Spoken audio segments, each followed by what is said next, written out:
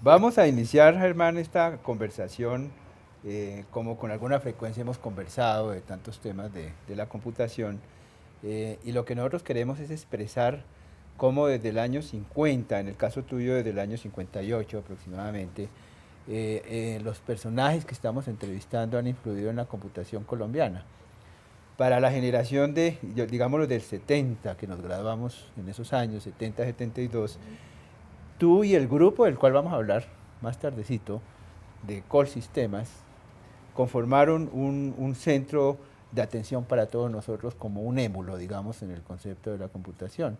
Sí. No solamente desde el lado técnico, desde el lado comercial, administrativo y sobre todo como personas. Y digamos, ese es uno de los temas de la importancia de estar contigo en esta reunión, en esta charla que vamos a tener.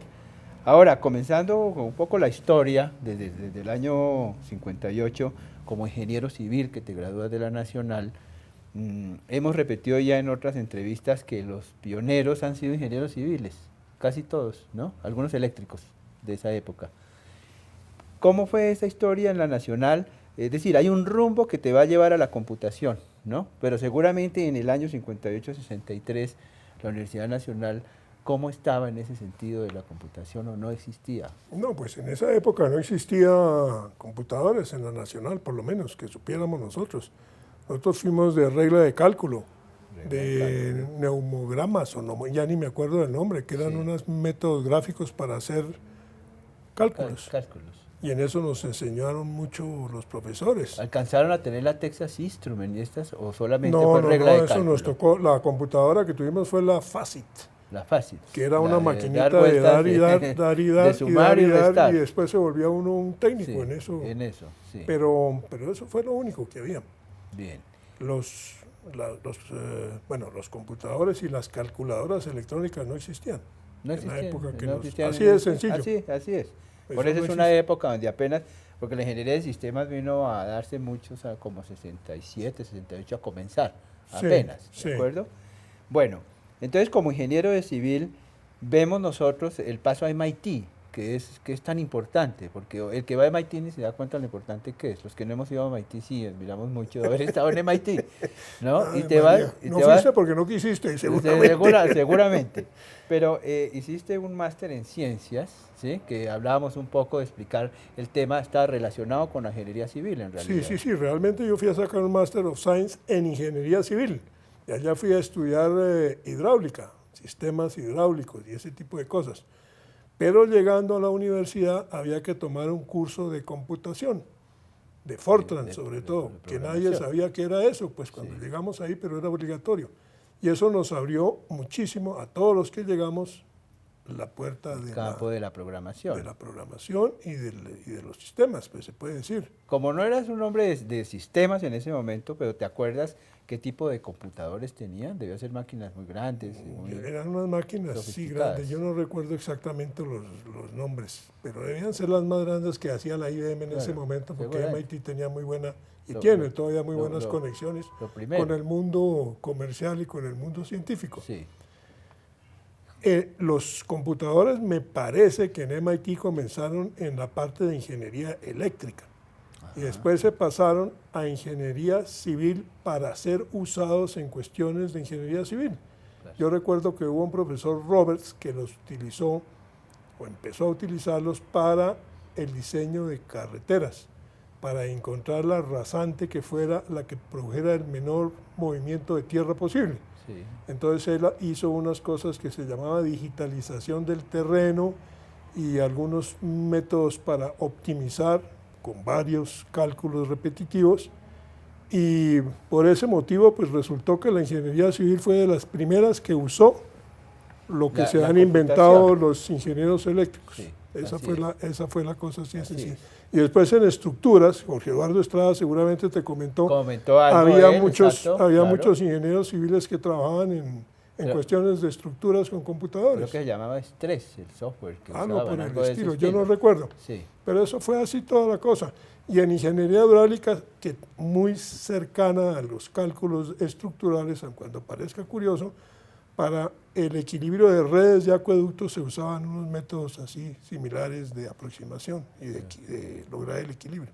pero entonces tú sí asimilaste el tema de la programación, o sea, te tocó programar. Sí, pero éramos programadores de Fortran, se puede decir, Sí, bueno, en ese momento. tenía que Pues, generar los eso cálculos, ¿no? Sí, Claro, no de expertos en algoritmia No, y no, todo no, no, esto, no, sino pero de producir los resultados de producir y entender para qué un computador le iba a ayudar a la ingeniería sí, civil. sí, claro. Eso sí se fue Ahora, claro. lo que se hacían eran cosas muy elementales, ¿no? Ujú. No era ninguna cosa extraordinaria, era resolver pequeñas ecuaciones de primer grado y toda esa cosita ahí en Claro, alguna forma recursiva, sí. de aproximación Aproximación, suavecita, donde claro. yo me acuerdo. Claro, pero suavizaba el uso con respecto a la regla de cálculo. Sí, no, sí, ¿no? claro. Sí, Guillermo Turk, uno de los amigos que entrevistamos, nos mostró cerca de 8 o 9 tipos de regla de cálculo que ni siquiera conocíamos. Y así se hacían los cálculos. Pues allá nosotros tuvimos en la Nacional curso de manejo de reglas de cálculo. Ah, sí, Eso era una sí. parte que había que Sí. conocer. Sí. Y éramos relativamente buenos para manejar, No, muy buenos, aproximábamos y para todo. aproximar todo eso. Sí, me acuerdo que en las clases de regla de cálculo había siempre una regla de cálculo gigante enfrente, le enseñaban a uno. Sí, sí, sí. Y eso la siempre. Faber-Castell, que era la que más, La Faber-Castell era la que hacía la eso. que sí, más claro. se utilizaba. Hoy en día yo creo que ni se pueden comprar esas reglas de cálculo, Sí. solo en los No, museos. eso ya, también. no, eso ya es historia. Entonces, Germán, saliendo de MIT, entonces ves el curso de programación, observas que hay algo que no teníamos acá, vienes a Bogotá de regreso y empata muy bien con un comienzo de la historia de la computación, aunque el primer computador que llegó aquí fue el de Bavaria en el 54, pero ya llegas a los Andes. ¿Cómo es ese proceso? Porque te llaman ya a trabajar en computación. Cuando yo estaba en MIT me llaman a trabajar, no, me llaman de profesor en la Universidad de los Andes, entonces yo me vengo con ese puesto, pero en parte de cosas de hidráulica y de cosas básicas de ingeniería civil y de golpe algún curso de programación también para los estudiantes. Y después el director del centro de cómputo creo que era Villaveses, ¿cómo se llamaba este? Y Eduardo Bayona y Hernán Bess, los que fundaron Computec. Computec, claro, Exactamente. después, con el Grupo Colombia. Entonces, cuando ellos se retiraron para fundar su Computec y seguir con estudios técnicos y todas esas cosas, pues entonces a mí me pusieron casi que por defecto, encárguese usted eso, que es el que sabe programar. Ya, claro, que se llama un centro de cómputo. Se llama un centro de cómputo. Sí. Entonces, como te contaba, a mí me tocó el primer computador, que era el 650, que era un computador de tubos que había donado Bavaria en alguna forma, cuyo mantenimiento era una risa, porque se dañaba todos los días y venía el técnico, sin llamarlo, todos los días a las 8 de la mañana llegaba, Arreglar el problema del día. arreglaba hasta lo dejaba funcionando por ahí a las 11 o 12, Sí. funcionaba hasta las 4 o 5 de la tarde y se volvió a dañar. Ya, Tenía como claro. 2.000 o 3.000 tubos de esos. Tubos grandes. Claro, entonces eso cada vez Sí. que se dañaba un tubo, se dañaban todos, era Sí. una cosa extraordinaria. Claro. No había sino una persona que sabía de ese computador, que era un señor Barajas, si no estoy mal. Ya. Que era el que iba a arreglar lo El de que la iba IBM. ¿sí? sí. Después viene un cambio entonces ya a una máquina más moderna, que Sí, fue claro. el 1130 de IBM. Que fue el Esa sí 1130. funcionaba todo el día. No, sí, porque claro, era una en máquina esa fue que moderna. nosotros vinimos a aprender. Aprender. En Entre otras esa- cosas, esa máquina la consiguió la Fundación Universidad de los Andes en Nueva York, que dirigía doña Sea, ¿cómo se llama? Gloria Doña sea. Gloria Sea, Sea. la que había sido esposa de Botero, Ya, sí. y ella sí. tenía una fundación de la Universidad de los Andes en Nueva York y consiguió la plata para la donación o parte. Parte de la donación. Creo que el rector era un doctor Muñoz, si no estoy mal. Sí, no me Creo. acuerdo. En No, todo caso, sí. ella fue una de las que Ah, movió que eso. eso no lo sabíamos. curioso, El tema sí. de la cultura, no, ayudando en el tema de la computación. Ayudándola, y era muy querida en la Universidad de los Claro, Andes siempre. y sí. siempre apoyó mucho. Entonces, conseguimos el computador gracias a eso. Ese ya es un arranque en el tema de la computación, Sí. sin ser un ingeniero, además no había ingeniería de sistemas todavía. Pero ese empalme está muy bien en la historia, porque fuiste el primer director del Centro de Cómputo prácticamente después de Villaveses con esta... Bueno, claro que era un director de tipo más bien administrativo. Sí, no era técnico, claro. No era demasiado técnico, porque claro. no tenía pues las características y además pues no se necesitaba. Sí.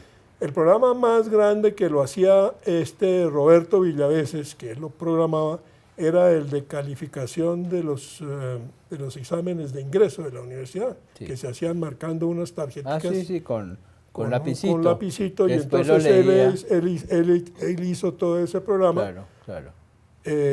Bajo la supervisión del profesor Scholburg, que usted lo debe conocer, profesor de matemáticas, famoso, que él era el que dirigía todos los exámenes de admisión. Acuerdo muy y era muy estricto y no dejaba ninguna palanca, no permitía absolutamente nada, era totalmente recto en la cuestión. El Optical Mark Reader. Exacto, no me acuerdo que eran unas marquitas en lápiz. Y después se perforaban las tarjetas para calificar a los alumnos. Bien, ok. Ese es un punto interesante en la historia. Ves que piensa que después de todas estas charlas que estamos teniendo, nosotros vamos a montar, seguramente con estudiantes de las universidades, ese mapa, ¿sí? Donde comenzó la computación, el software, las telecomunicaciones, todo esto se va a ir banando en un proceso que vendrá después. Bien, eso, luego hay unos pasos importantes que quiero mencionar: Planeación Nacional y Ministerio de Hacienda. Yo me acuerdo siempre que te asociaba mucho que has estado en el Ministerio de Hacienda y en Planeación. Pero me contabas que la computación no existía todavía en esas... No, en Planeación Nacional estaba Edgar Gutiérrez Castro, que era el director de Planeación, y él y algunos otros, pues creía que eso era una cosa muy importante de tener. Yo dependía de Antonio Barrera. Antonio Barrera Carrasquilla, que él murió muy joven, desafortunadamente, pero él sí dijo: aquí hay que ver a ver cómo hacemos para, dentro de las labores de planeación, ver cómo le metemos algo de computador, porque él también había sido, él sacó su PhD en MIT. Entonces él vio que eso era muy importante para que el país en planeación nacional tuviera herramientas para eso. Pero no teníamos computador, trabajábamos, yo no recuerdo con qué computador, creo que en el de la Universidad Nacional. En un servicio que le prestaban. La universidad tal vez prestaba ahí el computador a planeación de alguna forma. Las universidades comenzaban a prestar el servicio, se estaba dando eso. Ahora, Ministerio de Hacienda, estamos hablando del año 70, tampoco tenía una... No, el Ministerio de Hacienda sí tenía ya unos computadores relativamente grandes, creo que eran un 14 algo, y después se cambió a un 360. Y allá se hacían, más que todo, en ese entonces se hacía una liquidación privada, que era que el contribuyente presentaba su declaración. Y allá el Ministerio de Hacienda, pues, imprimía, verificaba que los cálculos estuvieran correctos y le llevaba la cuenta corriente al contribuyente para saber que estuviera al día y poder dar los paz y salvos. Eso estaba lleno de errores, era una cosa tremenda. Muchas veces en el empalme entre lo del computador y lo del manual, la gente llegaba, inclusive recuerdo que una vez un contribuyente llegó a la Administración de Impuestos Nacionales en una zorra con todos sus archivos para demostrarnos que sí había pagado. En una zorra. Claro, para causar el impacto necesario, pues obviamente los periodistas estaban por ahí muertos de la risa. Por si nos oyen en otro país esta entrevista, la zorra era tirada por caballos. Sí, claro, una carreta tirada con caballos, para darle un toque de... El nombre de zorra en Bogotá. Exactamente. Muy bueno. ¿Tú te acuerdas en esa época aparecía Iván Obregón Sanín por esos lados? Porque él estuvo muy metido en el Ministerio de Hacienda. No, en esa época no. En esa época no. En esa época estaba Jorge Eduardo Corradain. Y estuvo también este primo de Jorge Eduardo, Estrada, es que los nombres se me olvidan. Bueno, yo te había advertido antes de la entrevista. Perfecto. Se nos olvidan los nombres, no nos preocupemos, pero es el deseo de rememorar siempre. Gustavo Ángel. Gustavo Ángel. Muy bien. Es el deseo de rememorar a los amigos que estaban trabajando en estos temas, que casi todos les gusta mencionar a esas personas. Víctor Duque ya estaba por ahí en la IBM. Sí, yo pienso que sí. Antes de ser presidente. Antes de ser presidente. Ellos eran Inclusive la oficina se llamaba Oficina de IBM. Oficina de IBM, sí. Ese era el nombre que tenía. El nombre que tenía, la influencia Era de IBM. sí, pero así era. Sí, así era. La influencia de IBM fue muy fuerte. Sí, en el inicio, indudablemente. Fueron los Sí, fueron los pioneros, realmente fueron los únicos. Los únicos al comienzo. Al comienzo, sí, exactamente. Sí. Bueno, viene luego un paso de uno de los temas centrales de nuestra conversación, no importa que no va a ser tremendamente larga ni eso, que es Colsistemas. Colsistemas como primero se llamaban un service, un centro que procesaba, es decir, para iniciar un poco el tema de Colsistemas, es rememorando, ¿no? Que obviamente no es contando porque tú lo sabes, las empresas no tenían computadores, pero usaban servicios en universidades o alguien que le prestaba o le daba el servicio. Colsistemas fue uno de los primeros services, se llamaba, o sea, centros de cómputo con toda la computación del momento para darle servicio a empresas que venían a hacer el proceso en su centro de cómputo. Exactamente. Cuéntanos un poquito de eso, porque yo tengo una historia con Colseguros previa, antes de ser Colsistemas propiamente. ¿Sí? ¿Cómo fue ese comienzo? Lo que hay que entender es que en ese entonces los computadores eran de un costo exorbitante. El computador que trajo Colseguros era del orden de $1.000.000 de la época, que hoy en día yo no sé cuánto puede valer. Al hacer las 70, cuentas, claro. Era una suma colosal. No podían hacerlo sino empresas supremamente poderosas. Correcto. Y la idea era que una máquina tan costosa tenía que poderse utilizar por mucha gente. Claro. Y ese era el concepto del Service Bureau basado en el costo de la máquina, claro, esencialmente. Claro, entonces la gente no compraba su máquina porque no podía, sino que compraba pedacitos de tiempo, de horas, en lo que pudiera para poder hacer sus pequeños trabajos que se hacían en ese entonces. Yeah. Más que todo trabajaban, Colseguros tenía todos sus seguros y todas las cosas. Claro. Pero los clientes eran más que todo bancos que llevaban las cuentas corrientes de los clientes, llevaban pues los saldos diarios, se mandaban todos los cheques que se perforaban, se mandaban todas las consignaciones que se perforaban y se verificaban, y entonces se metía la cuenta dentro de la cuenta de cada cliente y se pasaban unos listados a 3 o 4 o 5 o 6 sucursales para que el cliente pudiera ir de una sucursal a otra. Yeah, claro. Y entonces podía sacar su plata de una cuenta y ahí anotaban a mano lo que había sacado y se iba para otra. Era una cuestión muy endeble. Claro, era la forma como se hacía. Era la forma como se hacía y tal vez la gente no era tan tramposa, yo no sé. Sí. Pero en todo caso la gente, porque hoy en día, pues imagínense, claro, dejarían desocupado un banco. Claro, sí. Pero en ese entonces la gente sacaba aparentemente lo que era y si iba a otra sucursal y sacaba otro poco. Pues, claro, sí, porque no era en línea. No era en línea, claro. No era en línea. Era en noche, porque por la noche era que se sacaba el nuevo saldo. Claro. En Google, para los que nos escuchen, si uno busca ASIS, tecnología de hace 30 años, vamos a encontrar un evento que hicimos de esa época con los directores de centros de cómputo de esa época. Eso es un poco más que todo para los que nos escuchan, donde se contaba cómo se operaba un centro de cómputo.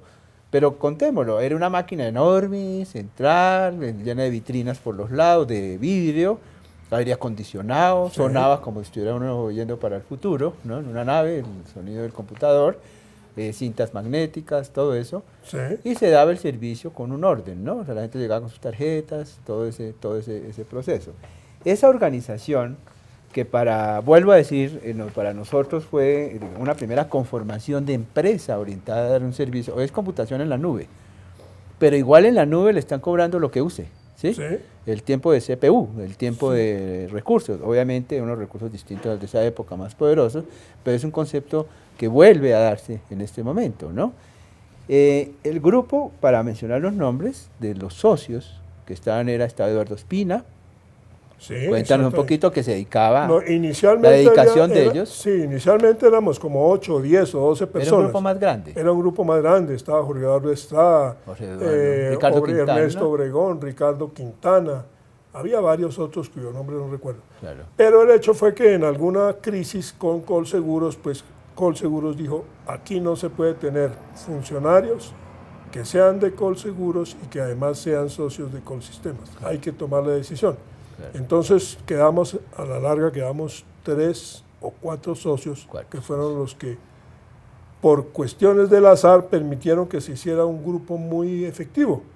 Porque como te comentaba, Javier Caro fue el que se encargó de manejar, de programar el computador, el ingeniero de sistemas, Sí. prácticamente, que era el único que tenía System esas- Programmer se llamaba en System esa Programmer, época, sí. el que hizo el programa más importante, que era el programa de facturación De la máquina. de la máquina, En claro. Assembler, en lenguaje de Assembler, máquina. Cómo se le cobraba Claro. cada instrucción, cómo se Sí. le cobraba el almacenamiento, cómo se cobraba la impresión tiempo de CPU, cada todo. línea, todas esas cosas. Sí, sí.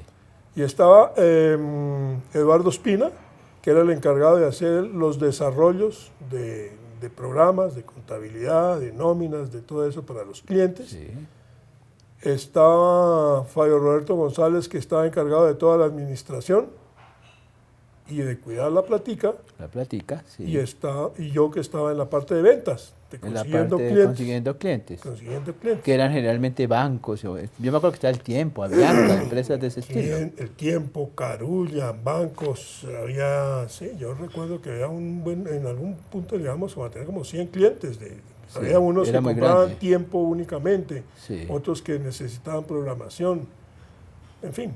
todo ese Recuerdo tipo de- mucho ver llegar a Guillermo Santos con sus tarjetas perforadas, Sí, claro. que es uno pues de los pioneros, ¿no? El Sí, Tiempo claro, y eso, claro. pero él era programador y él llegaba con sus tarjetas a procesarlo del Tiempo. Sí, claro, claro. Eso es uno de los programas que más trabajo nos costó, que fue el trabajo de suscriptores del Tiempo, que Claro, lo que era hizo muy un grande. Roberto Jiménez, un programador ahí. Eso era una lucha tremenda, porque Sí. el problema era más complicado de lo que parecía inicialmente. Sí, como Que la siempre gente, pasa. sí, como Con siempre los pasa. sistemas pasa eso. Siempre Parece pasa. sencillo y después Después se va complicando, porque complica. entonces el cliente Sí. quiere que le pasen la suscripción a otra dirección, quiere que la dividan, quiere que parar Claro. porque se va de viaje, que en fin, todo ese tipo claro, de cosas. todas las reglas de Entonces comportamiento. tenía cositas complicadas. Sí, si no estoy mal, en esto puedo estar equivocado, pero creo que casi todos fueron profesores de los Andes. Bueno, tú ya nos contaste, Javier Caro fue nuestro profesor, Javier Caro fue profesor.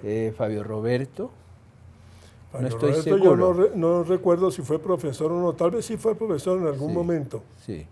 Eduardo Espina sí no, él no le No, gustaba él sí no le nada, gustaba, no, él nada era de otra, él no le de gustaba otra nada manera lo de que era ser. la academia ni La nada de ese academia, tipo de no, cosas. era más Era sociable, más una sociable, persona sociable, práctica, y le práctica. gustaba era desarrollar Sí, sus y gran programas. persona además. De Javier, pues obviamente nosotros tenemos recuerdos de todo. De Fabio me acuerdo preguntarle por qué en la rutina de Javier Caro se cobran tan duros los discos duros. Yo me acuerdo que le hice esa pregunta, porque en los costos valía más la CPU.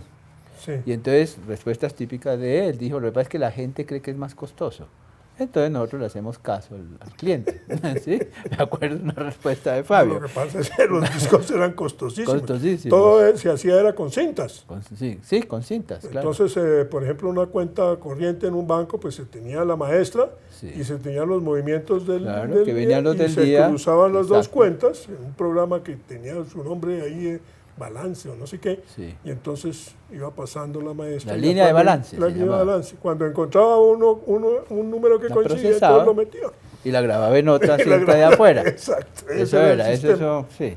Yo tuve pues una experiencia, aunque cuento a veces cosas que coinciden, porque yo manejé el centro de cómputo de acueducto de energía, que era un proyecto de ustedes, de Colsistemas, con el distrito.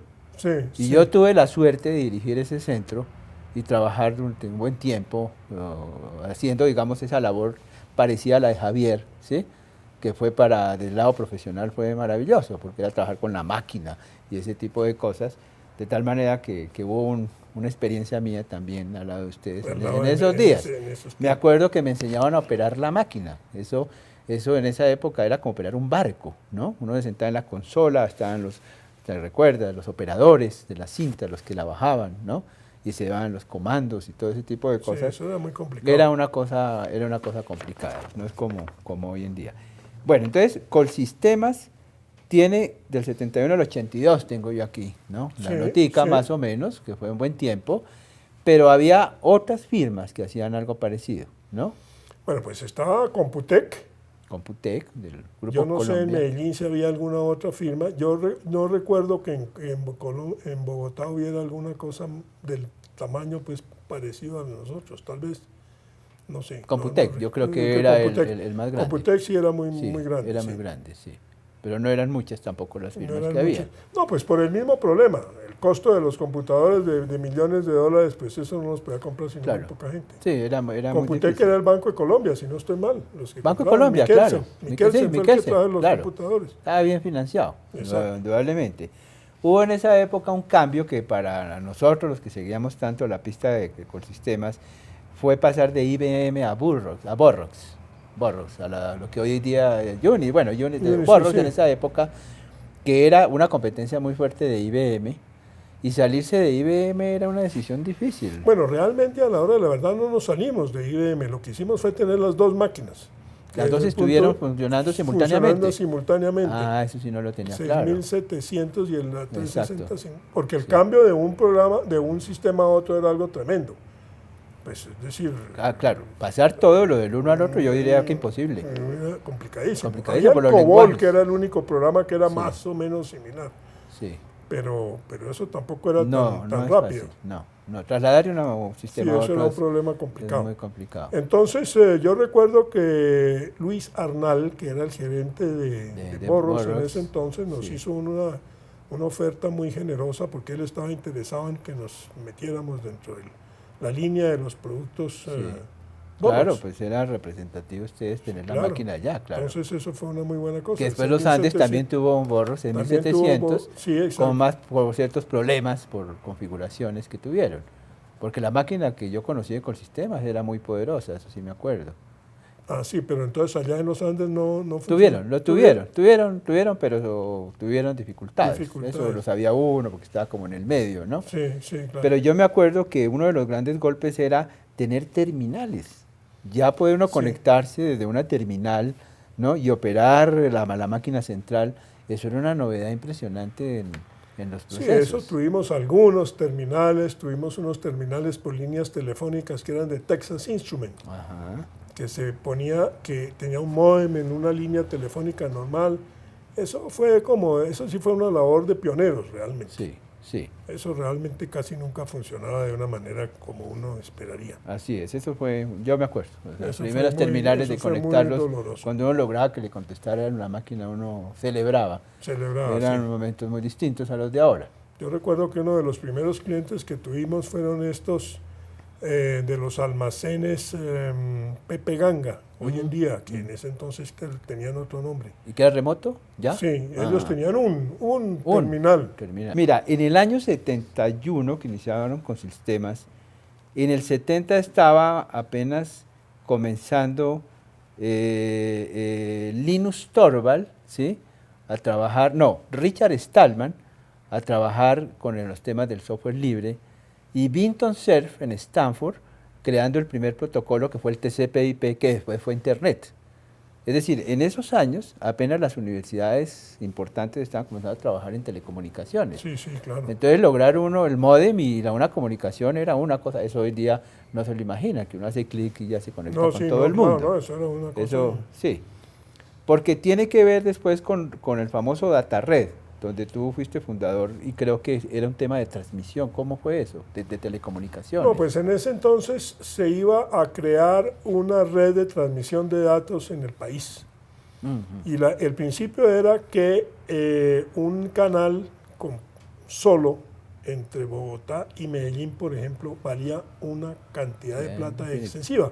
Entonces lo que se hacía era tratar de segmentar esa autopista para que pudieran circular un número de automóviles, o sea, de paquetes, y se pudieran encontrar al otro lado. Eso lo hizo el Ministerio de Comunicaciones, pero realmente eso era una tecnología muy también incipiente y toda la cosa, y después Timeshare era de las compañías más poderosas que había en ese entonces en el mundo. Sí. Para esa tecnología muy específica de transmisión. Ya estaban los PCs. 1982-84. Seguramente el primer ya, PC ya, estaba en ya los 80, comenzaban, llegaron los ya primeros. comenzaban seguramente los primeros. Pero todavía no había una red, digamos, Internet vino a ponerse de moda como en el 90, más o menos. Sí, yo O sea que yo eran no recuerdo. experimentos muy de investigación, a la hora de la verdad. Pues la red esta que se hizo aquí nunca funcionó, a la hora de la verdad, de una manera pues comercial. Tuvo el mérito de haber sido como la apertura.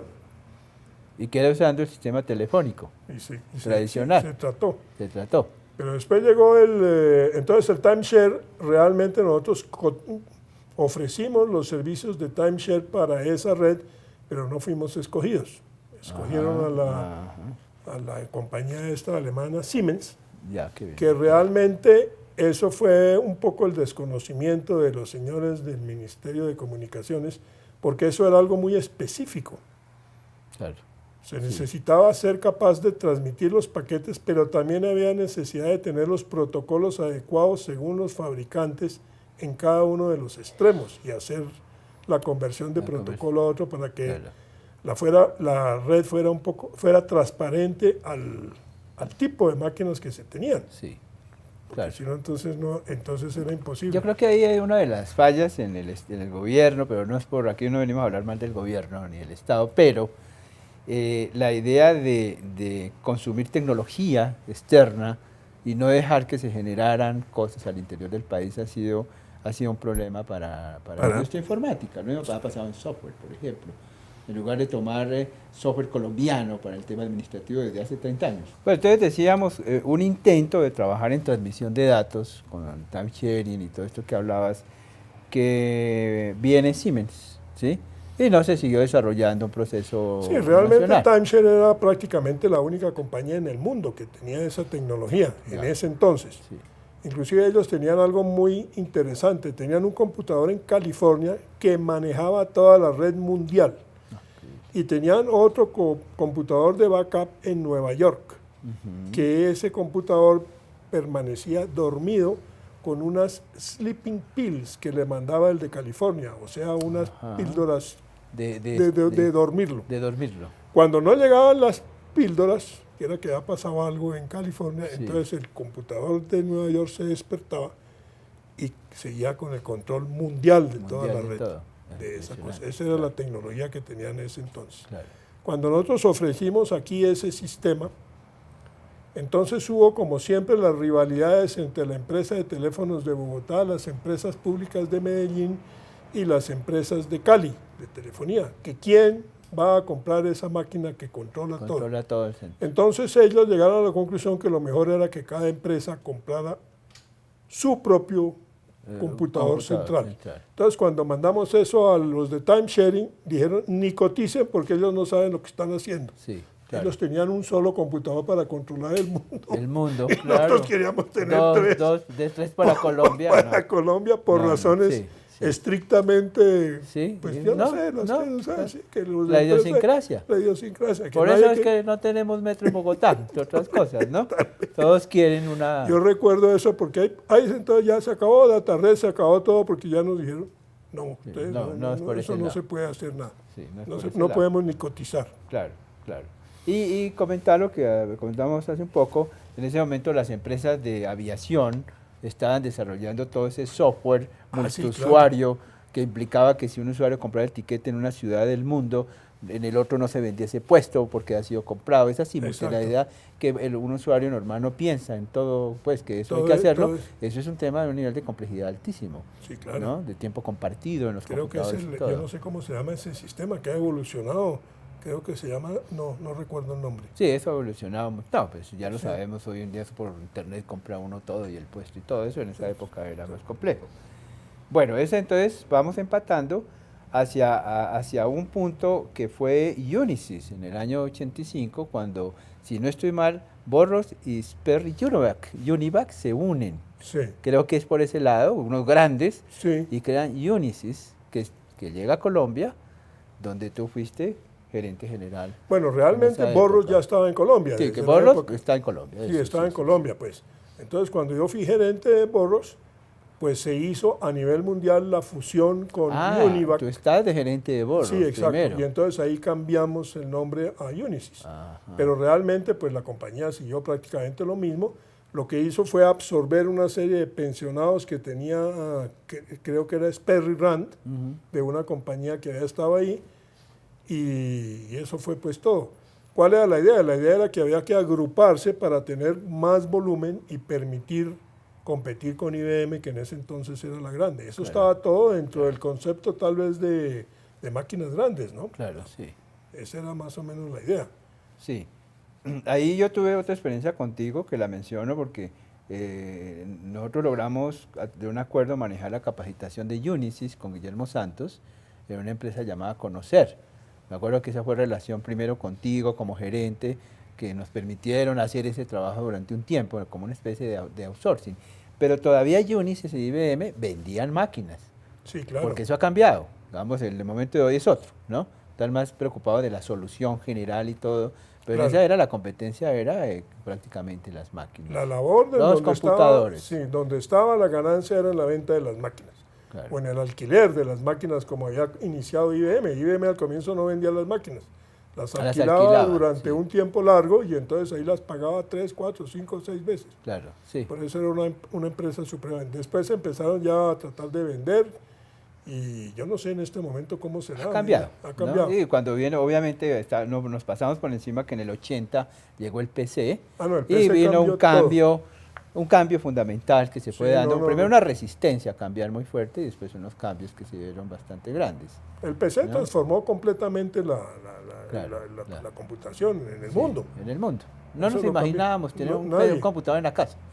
Para nosotros era una cosa que parece imposible. Imposible, sí, claro. Después y sobre todo de las capacidades. Después del $1.000.000 de los años 65 de un computador, que no lo dije, la relación es esta. En el año 70, un ingeniero ganaba 7.000 pesos mensuales de salario, ¿no?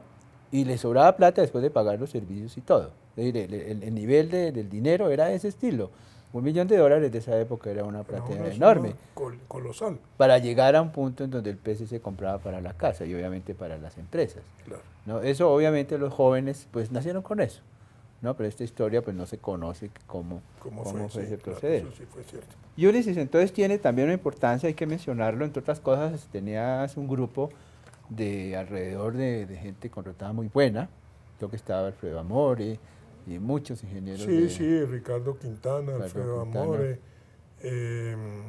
no, se me olvidan. Sí, los nombres se nos van a olvidar, pero era un grupo de gente muy bueno que trabajaba en Unisys en ese momento. Sí, ahí hicimos un buen equipo de trabajo sí. Y eso se vio en las ventas, se vio en el prestigio que adquirió y todas las cosas. Había un ingeniero Corradain que trabajaba el tema de servicio. Si no estoy mal, Jorge Eduardo Corradain era una persona que trabajó en el Ministerio de Hacienda. Ya, pero él no vino a trabajar en Unisys. No. Él después se fue para Panamá a dirigir una cosa que se llama el CIAT, Centro Interamericano de Administradores Tributarios, con sede en Panamá. Se casó con María Eugenia Neira, que era funcionaria del Ministerio de Hacienda. Se fueron y se establecieron allá. Y él vino a morir de una enfermedad muy dolorosa después, que le dio ¿cómo se llama? La esclerosis múltiple. Sí. Que fue una cosa tremenda, una agonía de varios años. Sí. Tema dramático. Tema dramático. Sí. Yo tuve la oportunidad, en esa época Unisys ofrecía la serie U, que eran computadores con Unix. Me acuerdo mucho. Eso de pronto fue la época con Javier Caro, que fue después también gerente general. Sí. Yo no sé si los computadores que venían de la otra parte eran así, no sé. Sí, hubo un cambio. Digamos, ahí Borros pasó de máquinas muy propietarias, muy propias, a sistemas abiertos, ¿no? Sí, en esa época. Es posible. Bueno, entonces, hemos hecho un trayecto porque ya vamos en el año 92. Es la máquina del tiempo, ¿no? Funciona rápido. Hay un tema para ir como cerrando nuestra conversación, pero que vamos a ponerle una dosis de tecnología a toda esa experiencia tuya con Ubaté, con la región, con la producción de leche, ¿cierto? Y hasta con cierta tecnología que hoy en día se está, pero desde toda la época siempre has estado vinculado a ese sector. Sí, yo siempre Cuéntanos eso un poquito. No, pues es que realmente mi familia es de es productora de leche y ganadera desde varias generaciones.